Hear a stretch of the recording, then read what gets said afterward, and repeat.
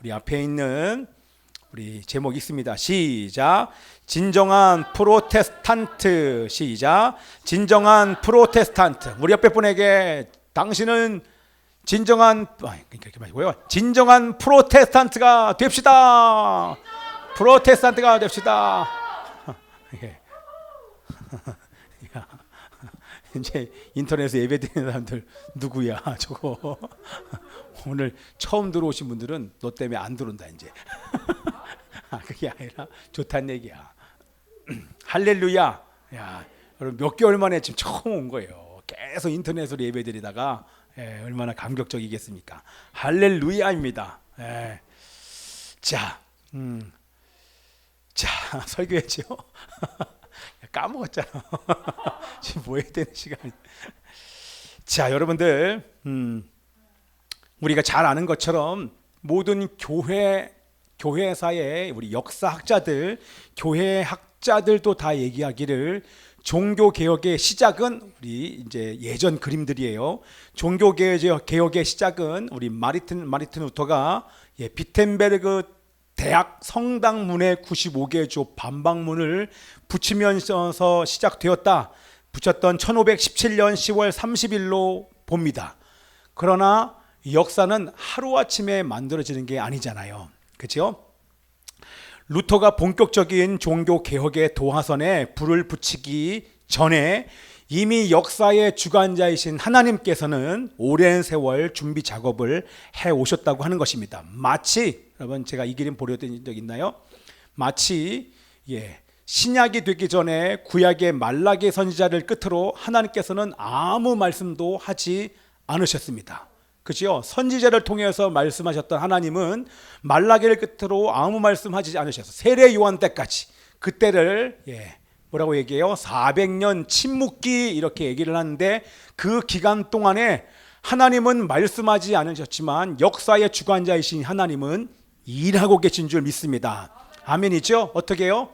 바사 페르시아를 정복한 헬라를 통하여서 언어를 이 헬라 제국이 헬라가 가는 곳곳마다 나라를 정복하면서 그곳에 학교를 세우고 마치 우리 일본 사람들이 언어로 우리를 지배하려고 했던 것처럼 가는 곳곳마다 학교와 교육을 통하여서 언어를 통일시켰습니다.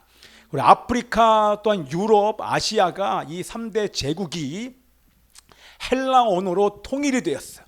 그래서 복음이 쉽게 전달될 수 있는 헬라어로 복음을 어느 곳에 가든지 증거할 수 있도록 하나님은 요 400년 기간 동안에 헬라를 통하여서 언어를 준비시켰습니다. 또한 뿐만 아니라 이렇게 볼까요? 우리 로마 제국을 통해서는 뭘 준비시켰습니까? 로마가 헬라를 정복한 이후에 가는 곳곳마다 그곳에 군대를 급속하게 파견해서 동요와 소란 어떤 분란 사태가 일어나면 즉시로 그것을 잠재우기 위하여 군사력의 빠른 이동을 위해서 길을 닦아놨어요. 그래서 모든 길은 로마로 얘기했던 것처럼 로마서부터 길을 다 닦아놨는데 나중에 그 길로 여행 다니기가 쉬워졌고 복음을 증거하기가 용이했다고 하는 것입니다. 400년 동안 하나님은 뭘 준비시켰습니까? 헬라를 통하여서 언어를 그리고 로마를 통하여서 길을 준비하시면서 예수님께서 오실 그 길을 준비하신 것입니다. 때가 참에 하나님의 때가 찼고 하나님께서 모든 준비를 마치셨을 그때에 예수 그리스도 메시아가 이 땅 가운데 태어난 것입니다. 아멘이죠? 우리 갈라디아서 말씀을 제가 한번 읽으면 때가 참에 하나님께서 그 아들을 여자의 몸에서 낳게 하시사. 자, 여러분 중세 시대, 오늘은 약간 우리 역사를 좀 배워야 되는데요. 자, 여러분 중세 시대는 몇 년부터 몇 년까지입니까? 대충 한 1000년의 기간이 중세 시대 아닙니까? 그렇죠. 약 한 5세기부터 14세기까지가 중세 시대라고 얘기를 하는데 중세 시대를 다른 말로 뭐라고 얘기합니까? 이 그림처럼 그렇죠. 어둡죠? 암흑시대, 암흑기라고 얘기하는 이유가 무엇입니까? 왜 암흑시대라고 얘기를 해요? 그때 그 1000년 동안에 수많은 전쟁이 있었는데 대표적인 전쟁이 뭐예요? 십자군 전쟁으로 하나님의 이름으로 사람들을 죽이는 끔찍한 일들이, 만행들이 천주교를 통하여서 그런 끔찍한 일들이 있었고, 뿐만 아니라 우리 영국과 프랑스의 전쟁인 여러분 백년 전쟁 아시죠? 백년 전쟁도 이때 있었습니다. 뿐만 아니라 지금과 같은 유행병이 제일 처음으로 시작됐는데 유럽의 인구의 3분의 1을 죽인 병이 뭡니까? 그 흑사병. 이것은 우리 백년 전쟁을 얘기하고, 흑사병으로 인해서 그때 7,500만이나 되는 유럽의 인구에 2,500만이 죽어서 3분의 1이 죽는 그런, 지금과는 비교도 안 될 정도로 많은 사람들이 죽다 보니까, 그래서 암흑기예요. 전쟁과 또한 가난과 흑사병으로 인해서 얼마나 사람들 사는 것이 고달팠는지 모릅니다. 그래서 그 기간을 동안을 우리 암흑시대라고 얘기를 합니다. 그런데 자, 이때서부터 사단이 강력하게 움직이기 시작하는 것은 뭐냐면, 이런 암흑시대에 오히려 로만 카톨릭 이렇게 얘기하잖아요. 카톨릭 교회는 그때 부를 축적하기 시작합니다. 오히려 정부의 인정을 받고 정치와 야합하면서 권력을 갖게 되고 부를 축적하는 일들이 이 로마 시대 1000년 동안 그 어떤 세력도 침범할 수 없는 막대한 권력을 이 로마 카톨릭이 갖게 되는 것입니다. 그래서 어디까지 타락했냐면, 우리 잘 아시는 것처럼 어디까지 타락했습니까? 그렇죠? 면죄부 여러분 아시죠? 거기 여러분 미션이라는 영화를 보면 우리 주인공 나오지 않습니까? 그 주인공이 자기의 자기가 지은 그 죄를 속죄하려는 마음으로 무거운 쇳덩어리를 들고 이 바위산을 올라가는 그런 장면들이 나오잖아요. 고행을 통하여서 죄가 용서받을 수 있다라고 하는, 거기서부터 시작된 게 바로 뭐예요? 면죄부입니까가 아니라 면죄부입니다. 죄를 지은 사람에게 면죄할 수 있는 증서를 주는데 헌금을 많이 내면, 그렇죠? 선행을 베푸는 사람들에게, 헌금을 많이 내는 사람들에게 이런 면죄부를 발행하는 그런 일들, 또한 고해성사, 그리고 성인 숭배, 우리보다 거룩한 성인들이 죽고 난 이후에 하나님과 같이 있기 때문에 성인에게 우리가 부탁을 하면 그 성인이 하나님의 마음을 움직일 수 있다라고 얘기를 하면서 성인 숭배하기 시작했고, 성인의 물품까지도 지금 여러분 유럽을 가시면 여러분 모든 박물관들마다, 모든 성당마다 성인 유품들이 다 진열되어 있어요. 성당은 안 가는 게 나아요. 자, 그래서 그렇게 이 카톨릭이 타락이 부와 권력을 갖게 되자 이렇게까지 마치 교황의 권위가 하나님의 권위보다 더 높은, 그때 당시의 분위기가 성경 정경의 권위보다 로마 카톨릭 교회의 권위가 훨씬 더 위에 있었어요. 성경보다, 하나님의 말씀보다 권위가 위에 있었던 그런 암흑 시대였습니다. 자, 그때 이러한 때에 하나님은 루터라고 하는 한 사람을 통해서 본격적인 종교 개혁의 도화선에 불을 지피기 이전에 먼저 14세기 중반에, 오늘 역사 얘기예요. 우리 역사 얘기하면 좋아하시는 분들 계시죠?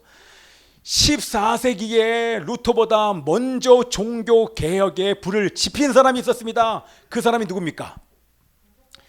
종교 개혁에 불을 지핀 옥스퍼드에서 교수 사역을 했던 분입니다. 누굽니까? 여러분 그림 보시면 아시나요? 이거는 면죄부의 이분입니다. 바로 누구냐면 존 위클리프. 지금 성경 번역, 이 사람이 우리 영어로 성경을 번역했지 않습니까? 존 위클리프라고 하는 이 분이 바로 종교 개혁에 불을 붙이는 분이십니다. 자, 이분이 뭐라고 얘기하셨냐면, 그때 당시에 가톨릭 교회의 권위가 성경보다 위에 있어서 1000년 동안 거의 왕보다 더 높은 절대적인 권력을 휘둘리고 있는 이 로마 가톨릭을 향해서, 가톨릭 교회를 향해서 뭐라고 얘기합니까? 그때 당신은 상상할 수 없는 목숨을 건 파격적인 주장을 하는데, 모든 사람은 성직자나 평신도나 다 하나님 앞에서 평등하다, 이렇게 얘기를 합니다. 이거는 엄청난 일입니다. 그렇기 때문에 가톨릭 교회의 중재나 로마 교황의 중재가 필요 없습니다. 그리고 모든 교리, 가톨릭의 모든 교리인 면죄부나 고해성사, 성인 숭배보다 중요한 것은 말씀을 증거하는 설교입니다. 이건 엄청난 일이에요. 더 나아가서 그리스도는 진리이지만 타락한 타락한 교황은 거짓이요 죄인입니다. 우리 교황은 적그리스도의 화신이면 무슨 얘기예요? 당신은 적그리스도요 거짓말쟁이요 당신은 죄인입니다 라고 하는 것은 천년 동안 그 어떤 누구도 이런 얘기를 입 밖으로 꺼내는 사람이 없었어요. 그러나 존 위클리프가 교황을 향해서 거의 선전포고 같은 공격 발언을 하자 어떻게 됐습니까? 화형당했어요.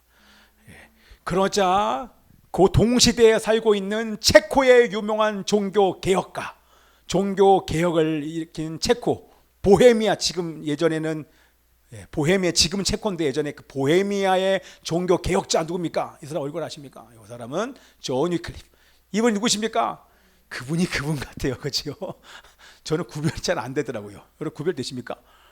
잘 모르겠어요. 수염만 바꾸면 다른 사람 같은데 그래서 제가 일부러 칼라로 했습니다. 누굽니까? 얀 후스. 적어도 이분들을 여러분 아셔야 됩니다. 이분이 종교 개혁의 그 불씨를 그대로 이어받은 분이 바로 이 얀 후스라는 우리 분이십니다. 자, 그 이분도 동일하게 우리 위클리프의 영향을 받아서 로마 카톨릭의 부의 축척을 비난합니다. 그리고 면죄부의 판매를 반대하다가 위클리프처럼 화형당했습니다. 그 얀 후스가 마지막 화형대에서 마지막 유언의 말씀을 예언적으로 선포한데 뭐라고 얘기한 줄 아십니까? 이렇게 얘기합니다. 이제 100년 안에 하나님께서 한 사람을 세우실 텐데 그가 가져올 종교 개혁은 결코 막지 못할 것이다. 그리고 화형장의 이슬로 사라졌습니다. 우리 존 위클리프의 우리 예언대로 100년 뒤, 정확히 얘기하면 102년 뒤에 1517년 10월 31일 날 드디어 우리 이 누구예요? 마르틴 루터가 95개조 반박문을 비텐베르그 대학의 성당의 문에 못지를 땅땅땅 하면서 종교 개혁의 도화선에 불이 확 붙었습니다. 여러분 아시죠? 이때까지는 잠잠했지만 사람들 안에 있었던 그 불씨가 이 반박문을, 왜냐하면 그때 당시에 풍습이 뭐냐면 어떤 논의를 하기를 원하면 어떤 논제를 가지고 논의하기를 원하면 이 비텐베르그 성당 그 문에다가 어떤 논의의 주제를 붙이는 것이 그 당시의 관습이었어요. 그래서 우리 한번 토의해보자. 그래서 이 95개조 반박문을 앞에 딱 붙여놨는데 그것을 보자 사람들 마음 안에 있었던 것에 도화선에 불이 확 붙어서 종교계의 불씨가 붙은 줄 믿습니다. 아멘입니다. 자, 이게 지금은요, 제가 가져왔나요? 안 가져왔습니다. 지금은 이 비텐베르그 성당 그 문에 철문에 철로 글이 그려져 있습니다. 나중에 우리 함께 우리 다 같이 한번 가자고요. 아멘. 아무도 안 하네. 저는 다른 데는 안 가고 싶은데 여기는 가보고 싶어요. 자, 그래서 그런데 우리 존 위클리프 야누스를 일으킨 하나님께서는 우리 이 마르틴 루터를 하나님께서 세우실 때 1517년에 갑자기 등장한 것이 아니라 언제부터 등장했다고요?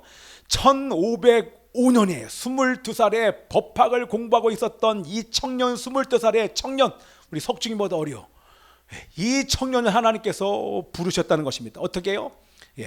부모님을 만나고 집으로 돌아가는 그 길에 그때 얘기하셨죠. 천둥과 번개, 비바람을 동반한 불이 바로 앞에 떨어지는 그 번개가 마치 자기를 칠 것에 대한 극심한 두려움 가운데 그 앞에서 무릎 꿇고 서원합니다. 뭐라고요? 수도사가 되겠습니다. 수도사가 되겠습니다라고 결정을 하고 나서 바로 5일 뒤 약속하고 서원한 그대로 바로 수도사가 됩니다. 그때 그림들 우리가 볼 수 있죠. 그래서 믿는 자들에게는 우연이 없는 줄 믿습니다. 이 모든 것이 하나님의 계획과 섭리입니다. 그래서 하나님은 22살의 이 청년을 통하여서 앞으로 12년 뒤에 1517년 10월 31일 날 종교개혁의 도화선을 붙일 비텐베르그 성당의 그 95개 반박문, 그것을 위한 준비를 벌써 12년 전부터 우리 하나님께서 하신 줄 믿습니다. 아멘. 그래서 종교개혁은 바로 뭐다? 하나님의 의지요 뜻인 줄 믿습니다. 왜냐하면 종교개혁이 필요했다는 얘기는 그 당시의 상황이 성경과 정반대로 가고 있었다고 하는 것입니다. 하나님을 대적하여 수많은 거짓 진리들이 난무하였고, 이단과 함께 특별히 이 우리 가톨릭을 통하여서 성경을 대적하자 하나님께서는 이런 일들을 일으키신 줄 믿습니다. 자, 그래서 특별히 가톨릭 교회가 타락했기 때문에 부흥이 필요합니다. 그래서 우리 처음에 우리 루터를 바로 사용한 것이 아니라 루터를 수도사가 되게 하고 결국에는 로마 가톨릭의 사제가 되게 하신 그 이유가 뭡니까? 가서 네가 직접 경험하러 하는 것입니다. 얼마나 가톨릭 교회가 타락했는지 그 현실을 보게 하기 위하여, 가톨릭 교회의 부패와 비성경적인 가르침을 보게 하기 위해서 하나님께서는 루터를 수도사에서 사제로 되게 하신 이유가 거기 있는 줄 믿습니다. 자, 우리 앞에 나와 있는 것처럼 이제 빨리빨리 지나 그림 보세요. 수도사가 되어서 하루에 또 6번씩 우리 루터가 고해성사를 하기 시작합니다. 신부를 찾아가서 자기 죄를 고백을 하는데, 죄를 이잡듯이 샅샅이 뒤져서 고해하고 고해했는데, 루터가 결국 깨달은 것은 아무리 고해성사를 할지라도 사람에게 죄를 고백하는 이 고해 제도를 통해서는 죄의 문제가 해결되지 않구나 라고 하는 것을 깨닫게 됩니다. 더 나아가서 아무리 고해해도 거룩하신 하나님 앞에서 의로울 수가 없고, 오히려 자신은 형벌받아 마땅한 죄인임을 이 루터가 깨닫게 됩니다. 그리고 더 나아가서 우리 그림 보시죠. 돈으로 산 면죄부도 결코 죄 용서해 줄 수 없다라는 것도 깨달았습니다. 예전에 했던 거기 때문에 여러분 잘 기억나시죠? 그래서 로마를 방문합니다. 기억나시죠? 로마에 한 달간 우리 이 루터가 한 달간 방문하여서 여러 군데를 가는데, 그때 방문했던 데가 어디입니까? 우리 라테란 성당. 우리 어저께 보니까 예중이도 기억하더라고요. 고행을 통하여서 죄 용서 받을 수 있다라고 얘기를 하기 때문에 그게 이제 면죄부로 이어졌는데, 이 라테란 성당에 28개 계단이 있지 않았습니까? 이게 라테란 성당, 지금의 라테란 성당인데요. 28개 계단을 무릎으로 주기도문을 외우면서 올라가면 너의 죄가 조금이라도 가벼워질 것이다, 형벌이 감해질 것이다 라고 해서 28계단을 무릎으로 기면서 주기도문을 암송하면서 다 올라갔는데, 다 올라가서 이 루터가 깨달은 것이 뭡니까? 죄 용서와는 결코 상관이 없구나. 아무리 고행을 해도 형벌이 면하여지는 것이 아니라 아무런 상관이 없음을 깨닫고 로마를 떠나면서 뭐라고 얘기합니까? 로마여 안녕, 이 얘기도 기억나시죠? 거룩한 삶을 살기를 원하는 사람들은 모두 로마를 떠날지어다 라고 선포를 하고 끝나게 됩니다. 그리고 나서 감사한 게, 확 지나갈게요. 이게 비튼베르그 대학의 지금의 현재의 모습인데, 로마에서 돌아온 이 루터가 하나님의 인도로 비튼베르그 대학의 교수로 일할 수 있는 기회를 하나님께서 주십니다. 여기서 드디어 역사적으로 어떤 일이 생깁니까? 바로 로마서를 강의하게 돼요. 이제 하나님의 의도가 보이시죠? 드디어 말씀을 가르치면서 말씀에 집중하고 말씀을 연구할 수 있는 시간을 우리 루터에게 허락하신 것입니다. 그때 로마서를 강의하다가 오늘 우리가 읽은 그 말씀, 로마서 1장 16절의 말씀을 딱 읽으면서, 그게 하박국의 말씀이죠. 오직 의인은 믿음으로 말미암아 살리라. 그 말씀이 이 마틴 루터의 마음에 진리의 성령의 빛이 강력하게 비춰져서 거기서 확 깨닫는 은혜가 나타난 줄 믿습니다. 아멘입니다. 그때 깨달은 것이 바로 뭡니까? 하나님의 의를 깨닫게 됩니다. 그동안 할렐루야. 오늘 분위기 좋은데요. 다들 눈 뜨고 계셔서 할렐루야. 어떤 행위를 통해서도 해결되지 않는 자신의 죄, 그 죄가 바로 하나님의 의로 해결되는구나 라고 하는 것들을 이 로마서를 통해서 깨닫게, 죄의 문제가 해결된 것입니다. 그래서 지금까지 우리 개신교회를 지탱해온 근본정신, 진리인 이신칭의를 우리 비텐베르그에서 로마서를 강의하다가 이 마틴 루터가 깨닫게 된 것입니다. 자, 우리 이신칭의 여러분 대충 한번 읽으시면서 제가 하는 얘기를 들어보십시오. 자, 죄인인 내가 어떻게 하나님 앞에서 거룩할 수 있을까? 이게 지금 우리는 이해가 되는데, 여러분 교회 아니라 다른 종교에 있는 사람들에게 이걸 가져가 보십시오. 이거를 이해할 수 있는 사람이 아무도 없어요. 이거는 이해하는 것이 아니라 믿는 거예요. 성경이 있기 때문에 우리가 믿는데 성령께서 믿음을 주시지 않으면 결코 이해될 수 없는 것이 바로 이신칭이에요. 행위로 구원받는 게 아니야. 율법을 지켜서 구원받는 게 아니야. 예수 믿으면 구원받는 거야. 할렐루야.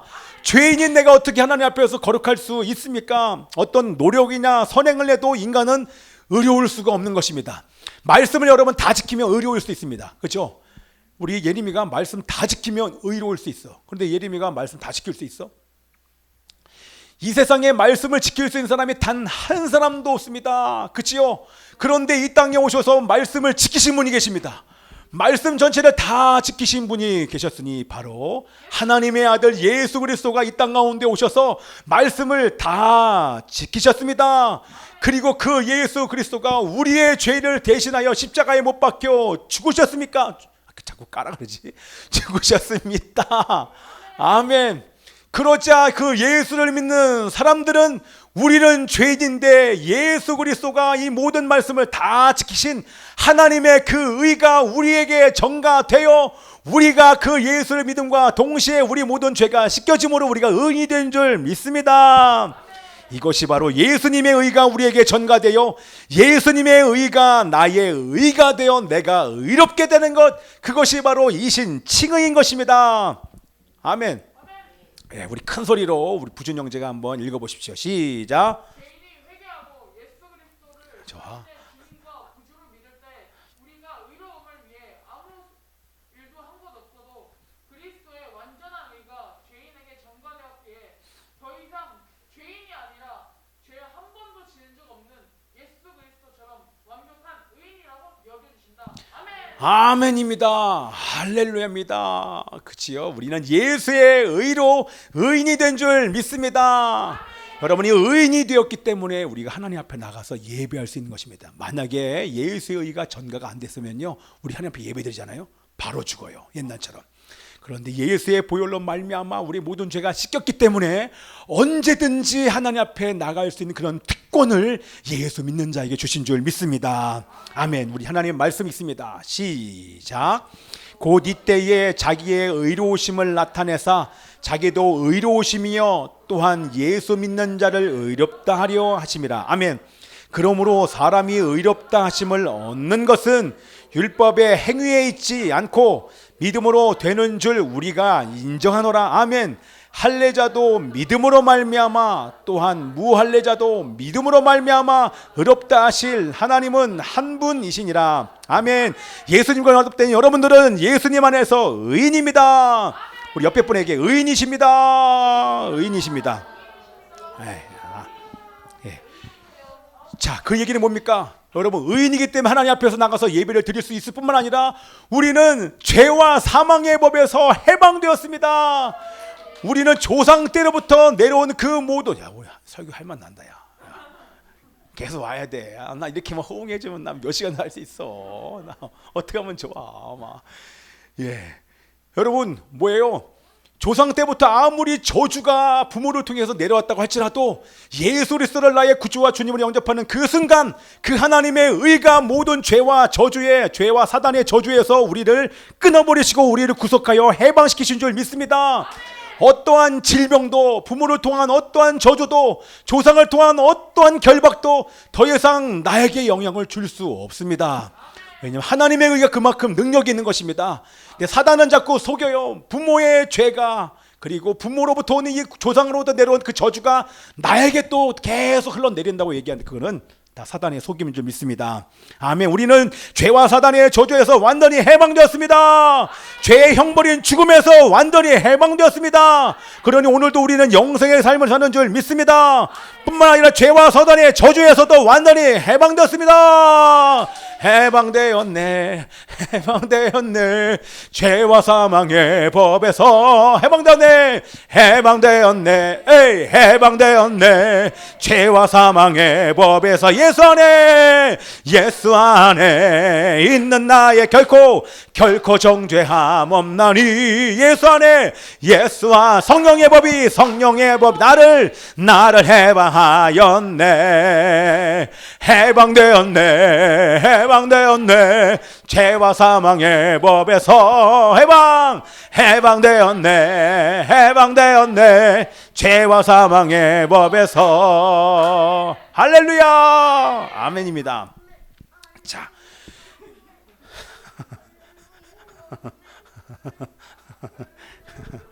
아멘. 그래, 너보다 더 순수한 사람이 있어 여기.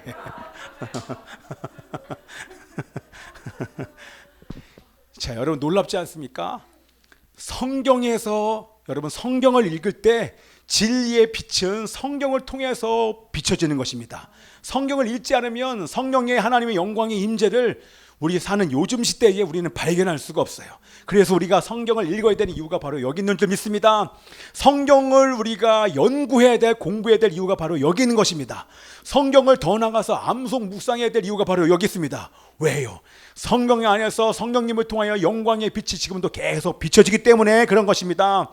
우리 루터가 성경을 연구하다가 복음 로마서를 통해서 하나님의 빛의 의의 말씀을 딱 깨달으면서 철저하게 성경 연구를 루터가 하기 시작합니다. 그리고 성경을 암송하고 묵상하고 연구하면서 깨달은 복음을 선포하기 시작합니다.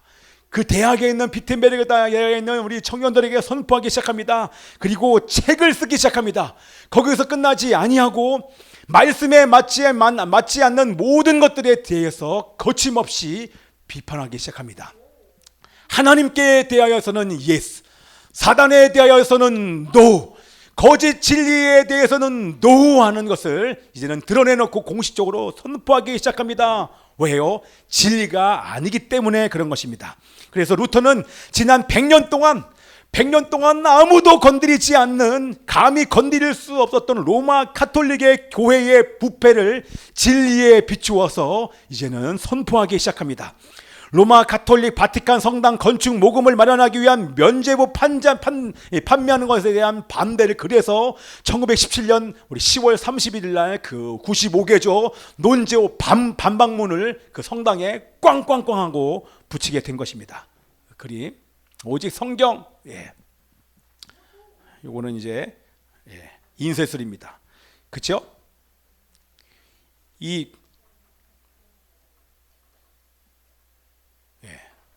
제가 안 쳐놨어요. 됐습니다. 여기 놔두시고요. 그래서 95개조 항의문이 있는데 그것을 잠깐 줄이면요, 여러 가지 많은 일이 있는데 나중에 한번 여러분 읽어보세요. 그 내용을 약간 요약을 하면 성 라테란 성당이 28개 층계를 주기도문을 암송하고 계단에 입을 맞추면서 무릎으로 올라가도 죄가 사면되지 않는다. 아무리 돈을 내서 면죄부를 사도 자기의 죄도, 죽은 사람의 죄도 사면되지 않는다. 이러면서 비판을 한 것입니다. 마틴 루터는 자신을 죽일 수 있는 막강한 가톨릭 교회의 권위 앞에서 진리를 분별할 수 있는 최종 권위는 교회가 아니라, 가톨릭 교회가 아니라 바로 오직 성경입니다 라고 자신 있게 선포한 것입니다. 생명의 위협 속에서도 한 발자국 또 뒤로 물러가지 않고 진리를 담대하게 선포한 것입니다. 그리고 당시 로마 가톨릭 교회가 성경의 권위보다 위에 있었던 시대에 오직 성경이란 말은 가히 혁명이었습니다. 자, 그래서 그 다음에 나온 게 하나님의 섭리죠. 이 하나님의 섭리로 우리 마틴 루터만 하나님께 준비시킨 것이 아니라 구텐베르그라고 하는 사람이 우리 인쇄술이 발달이 되지 않았습니까? 그죠? 그래서 여러분, 중세 시대의 면죄부와 같은 이런 어리석은 일이 나타날 수밖에 없었던 것은 바로 자기 말로 된 성경책이 없었기 때문에, 성경책을 알아야 저 사람이 틀렸는지 틀리지 않았는지, 진리가 있어야 진리를 벗어났는지 않았는지를 알 수 있잖아요. 그런데 자기 말로 된 성경책을 그 당시 있는 사람들이 가질 수가 없었어요. 그렇죠? 오직 유일하게 우리 사제들만 라틴어로 된 성경책을 읽을 수밖에 없었고, 문맹들이 높았기 때문에 자기 말로 된 성경책이 없었습니다. 그래서 그런 상황 속에서 우리 루터가 그런 금기를 깨고, 사제들만 읽을 수밖에 없는 그런 금기를 깨고 일반인들도 성경책을 읽을 수밖에 없도록 뭘 만들었어요? 신약 성경을 번역하였습니다. 1522년에 신약 성경을 번역했고 1534년, 그로부터 12년 뒤에 구약 성경도 독일어로 번역했습니다. 자기 나라 말로 성경책을 읽게 되자 그들의 눈이 열려서 그 시작이 오늘날 우리가 성경책을 갖게 되는 그런 시발점이 되었던 것입니다. 할렐루야. 그래서 놀라운 것은 바로 하나님께서는 그 성경책을 번역하기 이전에 약 60여 년 전에 먼저 구텐베르그가 금속 활자를 발명한 이후에 놀랍게도 인쇄술이 발달하였습니다. 할렐루야. 그래서 95개조 반박문 95개조가요 단 2주 만에 이것이 카피가 돼서 전 독일 전역에 다 퍼졌습니다. 2달 만에 유럽 전역에 퍼졌고, 그랬기 때문에 종교 개혁이 가능하게 된 것입니다. 뿐만 아니라 구텐베르그 성서도 대량 인쇄되어서 성경을 대중화시켰습니다. 이것은 하나님께서 직접 성경을 통하여 백성들에게 말씀하실 수 있는 놀라운 일이 시작된 줄 믿습니다. 아멘. 자, 이제 거의 끝나가는데요. 자, 우리 종교 개혁은요, 한 사람이 복음의 진리를 깨닫게 되면서 그 복음으로 자신을 개혁하면서부터 그 복음으로 말미암아 이 사회의 복음에 반대되는 비질을 향해서 선포하면서 교회가 다시 살아나게 되는 이런 종교 개혁이 시작이 된 것입니다. 자, 그래서 루터는 자신의 목숨이 걸린 순간에 자기가 깨달은 이 복음의 진리를 혼자만 갖추 있지 아니하고 이것을 생명 걸고 담대하게 외쳤기 때문에 종교가 개혁이 됐고 교회가 개혁될 수 있었던 것입니다. 그래서 오늘날의 개신교, 우리 영어로 하면 뭐죠? 그게 프로테스탄트라고 하는 개신교회가 루터로부터 시작이 된 것입니다. 그래서 제가 이 글을 적었나? 적었네요. 우리 개혁교회의 오래된 모토가 있어요. 그게 뭔지 아십니까? 제가 이것을 나왔구나. 깜짝이야. 그렇구나. 내가 눌렀구나. 깜짝 놀랐네. 이겁니다. 함께 읽겠습니다. 시작. 개혁된 교회는 항상 개혁되어야 한다. 이게 뭡니까? 날마다 말씀과 기도로 새롭게 되기를 포기하면 사단의 먹이가 된다고 하는 것입니다. 그래서 하나님은 한국 교회가 지금도 개혁되기를 간절히 바라고 계십니다. 아멘. 왜냐하면 제가 간단하게 얘기했더니 우리 교회에서 지금 계속 얘기했던 것입니다. 한국 교회가 면죄부를 판매하는 그 어떤 중세 시대의 가톨릭 교회보다 지금 어쩌면 더 지금 타락하고 있는지 모르겠습니다. 왜요? 낙태, 가정과 교회를 파기하는 동성애, 낙태법도 지금 개정안이 나와야 되는데 개정안이 지금 국회에 올라오지 않고 있어요. 또 얼마 전에는 우리 대통령이 이제는 차별금지법을 시행할 때가 되지 않았냐고 사람들을 지금 여론을 지금 또 어떤 여론을 지금 몰아가고 있습니다. 왜요? 집권이 끝나기 전에 이 차별금지법을 통과시키려고 지금 온갖 계략들을 지금 계속 얘기를 하고 있는 것입니다. 동성애, 동성결혼, 생육하고 번성하지 못하게 만드는 이 동성애, 동성결혼 합법화, 또 심지어는 더 나아가서 뭡니까?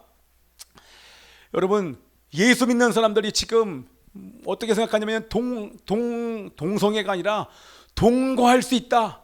예수 믿어도 불구하고 우리 동거는 죄가 아니다고 얘기하면서 한번 살아보고 싫으면 결혼하지 않지.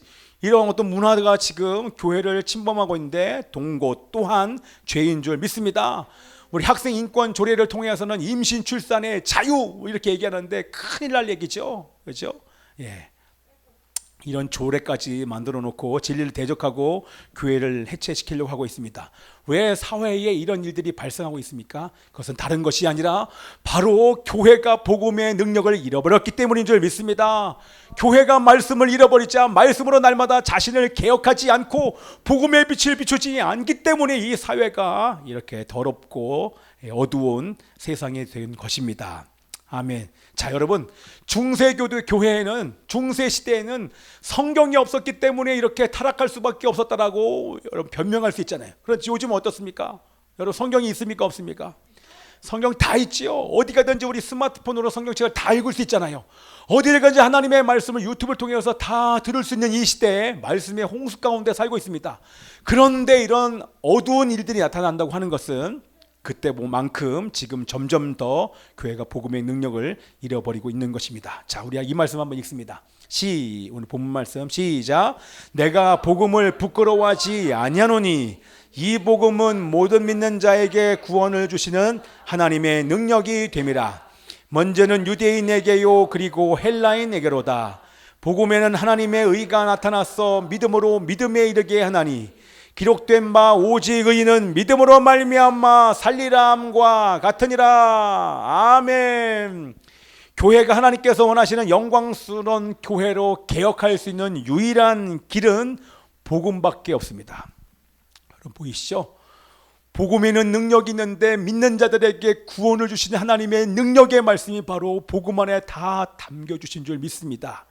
여러분 지금 이렇게 타락하고 있는 마지막 시대가 다가왔음에도 불구하고 하나님을 경외하지 않고 하나님의 진리를 대적하는 수많은 법들을 통과시키려고 하고 심지어는 믿는 국회의원, 크리스찬 국회의원들까지도 이 차별금지법을 통과시키려고 하고 이 법을 발의하고 있는 이 시대, 교회와 가정이 차별금지법으로 우리는 파괴될 수 있음에도 불구하고 이런 법들을 그들이 발의를 한다고 하는 것입니다. 왜요? 교회가 복음으로 날마다 새로워지거나 개혁되지 않기 때문에 그런 것입니다. 자, 그래서 우리 마지막으로 우리 프로테스탄트, 이 개신교라고 하는 것은 프로테스트, 이것은 공적으로 반대 의사를 담대하게 밝히는 것이 바로 프로테스트인 겁니다. 그렇죠? 공적으로 진리가 아닌 것을 향하여서 진리가 아닙니다라고 얘기하는 것이 바로 진정한 프로테스탄트, 개신교도가 되는 줄 믿습니다. 아멘. 그래서 우리 개혁자들은 그 당시에 목숨 걸고 내가 화형당할지라도, 내가 목배임을 당할지라도 이것은 틀린 거요, 진리를 벗어나 하나님을 대적하는 비진리입니다 라고 그들은 동의하지 않는 것을 공적으로 선포했습니다. 그때부터 생긴 것이 바로 개신교 프로테스탄트 교회라고 하는 것입니다. 아멘이죠.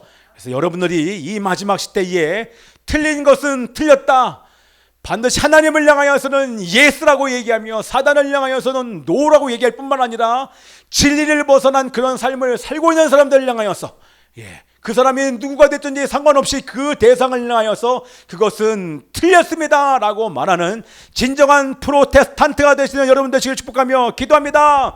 어떠한 고난이 있을지라도, 어떠한 대가를 지불하였지라도 날마다 나에게 복음을 전하여 복음으로 개혁되는 여러분 되시길 축복하며 기도합니다. 뿐만 아니라 더 나아가서 복음으로 가정과 학교와 직장과 나라와 민족을 향해서 진정으로 하나님의 진리의 빛을 비추며 복음을 증가하는 진정한 프로테스탄트가 되는 여러분들 축복하며 기도합니다. 우리 말씀 있습니다. 시작. 무릇 그리스도 예수 안에서 경건하게 살고자 하는 자는 박해를 받으리라. 복음으로 나와 이웃을 개혁하는 진정한 프로테스탄트가 되시기를 축복합니다. 아멘입니다. 함께 기도하겠습니다. 살아계신 아버지 하나님이시여, 감사합니다. 하나님은 날마다 복음이 나를 개혁하실 수 있도록, 날마다 자신에게 복음을 전하는 자가 될 수 있도록 도와주옵소서.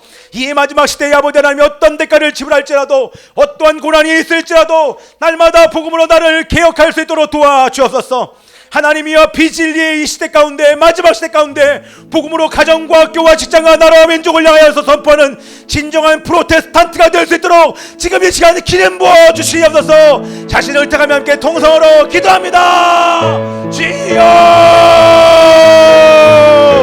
오 아버지 하나님이시여,